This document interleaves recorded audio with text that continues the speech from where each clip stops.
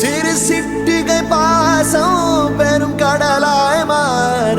மணித்துளி எல்லாமே அரை நொடிக்குள் தீர மழை தரையா உள்ளம் பிசு பிசுப்பை பேண எதற்கடி திண்டாட்டம் கரகதப்பை காண நீராதே இனம் சொல்லாமல் சொன்னாய் செங்கோதை மனம் உன் பேச்சில் தந்தாயே உன்னாலே